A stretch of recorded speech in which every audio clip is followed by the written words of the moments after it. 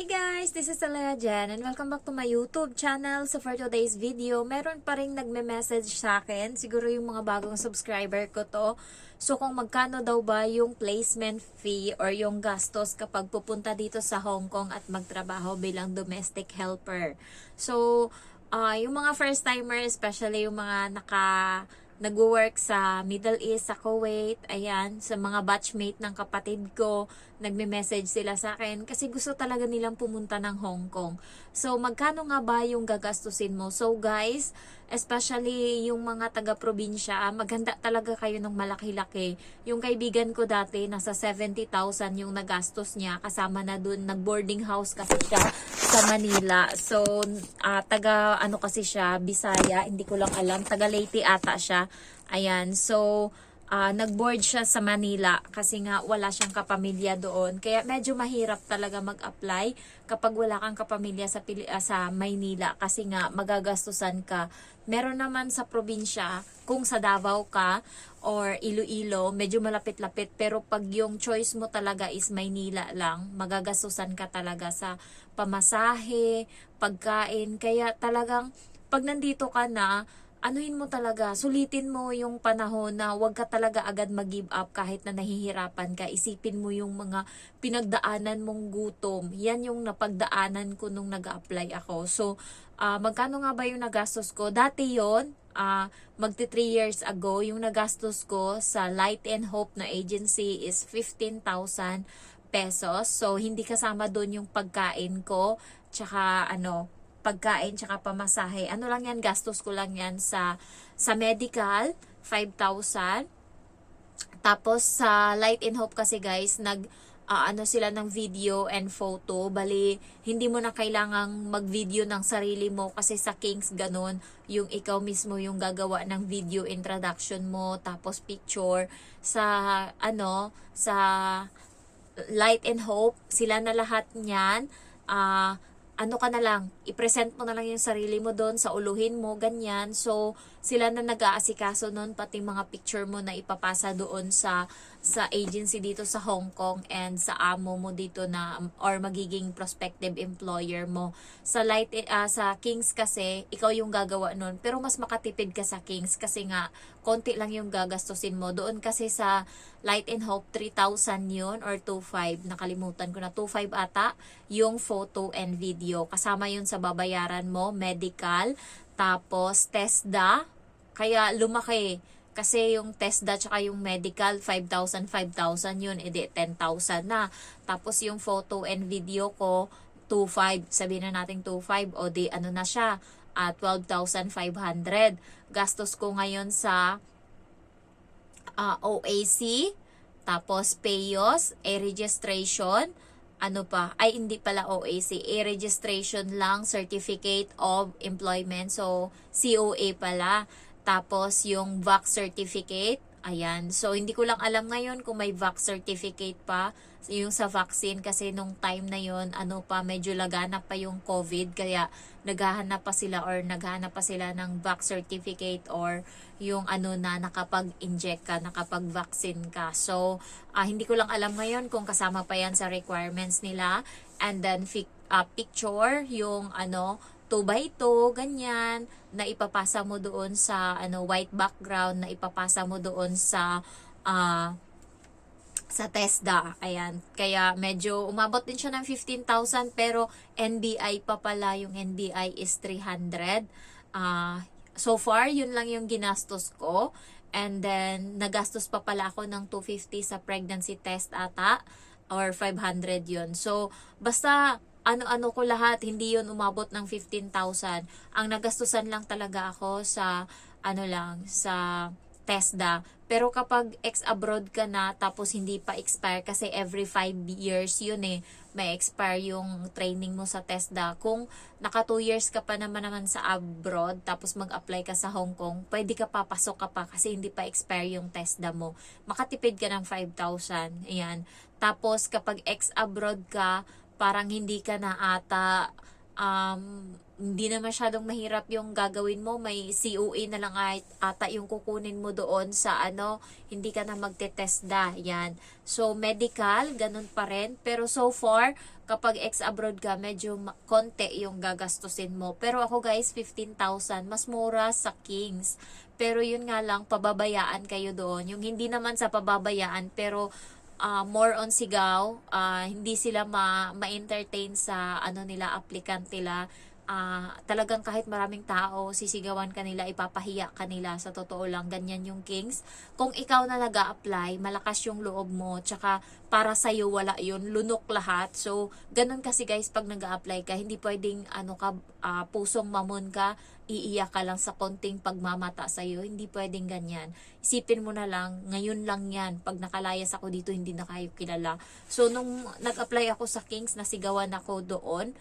Hindi naman ganun kalala, sinabihan lang ako na yung the way ako magsalita, yes, kasi yung dapat, yes ma'am, ang sa akin is yeah.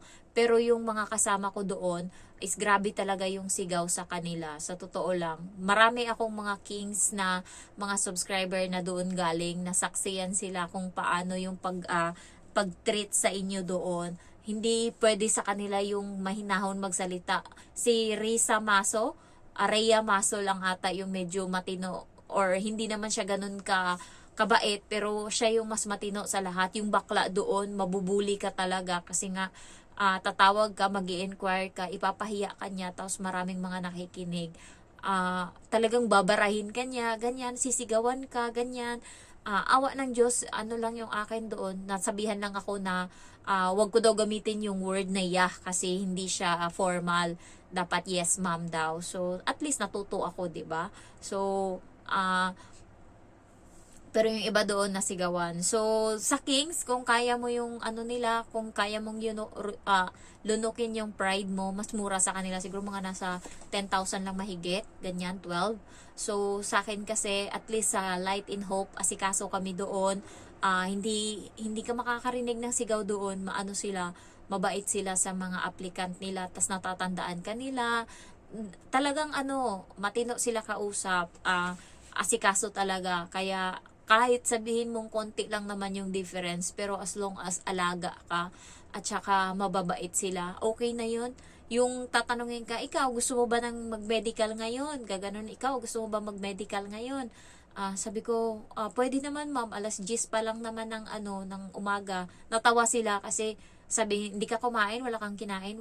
Tubig lang po. Sabi nila, grabe ka naman, alas 10 na yan pa lang yung kinain mo. Ay, tubig pa lang, sabi nila. Sabi ko, alauna na kasi ako kumakain ng almusal tsaka tanghalian ko, sabay na yon. Alam mo yun, nakikipag-usap sila, yung hindi talaga yung iniisip ng iba, higher yung posisyon nila, yung parang, ano ba yan te, bilisan mo na dyan. Yung iba naninigaw, kanila hindi, sa Light in Hope.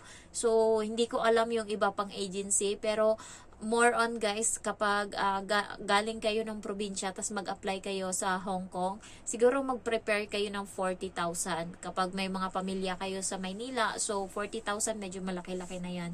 Pero kapag wala kang pamilya, so yung kaibigan ko nag-ubos talaga siya ng 70,000 para lang sa pag-apply niya. Pero nabawi niya naman kasi nag-renew pa nga siya tapos umuwi siya ngayong December sa Pinas kasi nga doon siya magpasko tsaka mag New Year. So, mabawi mo lang. Kaya pagdating mo dito talaga galingan mo muna kasi ang isip mo marami kang gutom na pinagdaanan. Ako marami akong gutom na pinagdaanan, yung kahit kakatapos ko lang turukan dito sa medical, diretso ako agad sa training sa TESDA.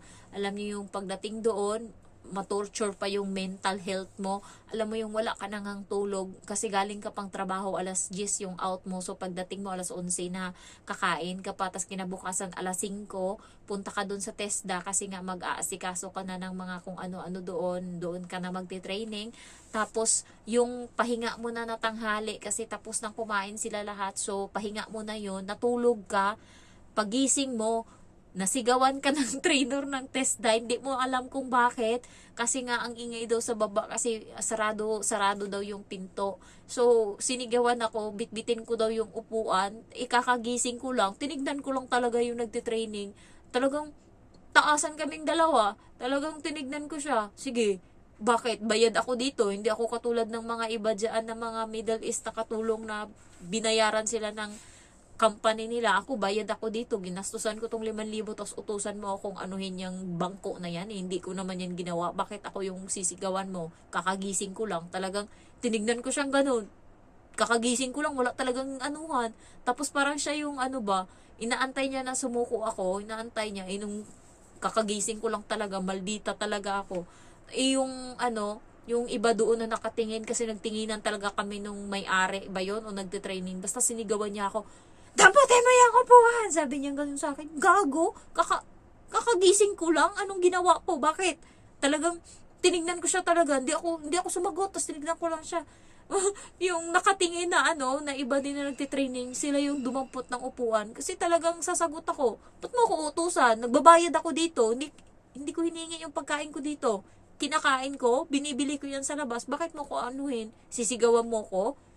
Talagang, siguro nung ano, tinandaan niya ako, tapos hindi ko sinaulo yung meaning ng TESDA, tapos pagdating sa baba, sabi niya, ang galing no? Sabi niya ganun sa akin, ang galing no?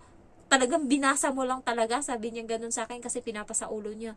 Wala, no comment, hindi ako nagsalita. Basta, bahala ka dyan, sauluhin ko na lang yan sa sunod. So, pagdadaanan mo yan. Kaya, hindi pwede yung mga pusong mamunga dito guys sa Hong Kong. Mag-apply ka. Kasi marami kang pagdadaanan na pang-aalipusta. Pero training na din yan kung you look for the positive side. Training na din yan kasi pagdating dito sa Hong Kong parati mong na sobrang baba ng ano natin dito, as in ako nga minsan bata lang yung kaaway ko, mararamdaman mo talaga na sobrang baba ka. Sasabihin niya, sa bagay yung English nyo, English ng ano ng katulong, gaganunin ka yung salita na yun, salita ng pangkatulong. Sabi ko, ay puta, parang sa isip-isip ko, gago to. Yung bata minsan, napipikon ako, matsambahan ko talaga to siya. Sabihin ko talaga sa kanya, ikaw, makapagmata ka sa mga katulong, akala mo naman, kaya mo mabuhay ng walang katulong, gaganunin ko to sa sunod, inaabangan ko lang. Hindi ako makatsyempo Yung minsan pag tinatawag niya akong katulong, napipikon talaga ako. Katulong ko yan, gumaganon siya. Puta, visit. Yung parang sa utak ko, gago. Alam mo, binog ang mundo. Hindi mo alam, baka madisgrasya tong nanay at tatay mo, saan ka puluti na bata ka, sobrang yabang mo ngayon. Yun talaga yung inaano ko sa utak ko. Sabi ko, grabe naman to, sobrang baba talaga. Kaya guys, sana naman yung Pilipinas, umangat naman tayo kahit konti ba. Sana naman, wag yung sa probinsya namin, yung mga kapitbahay ko, ang babata pa, nagsianak na, ano ba? Anong pinagmamadali nyo? Masarap ba yan? Talagang, ang dami nilang anak, Diyos ko, parang, hay, kaya ang baba ng tingin sa atin kasi tayo mismo din natin tinutulungan yung sarili natin.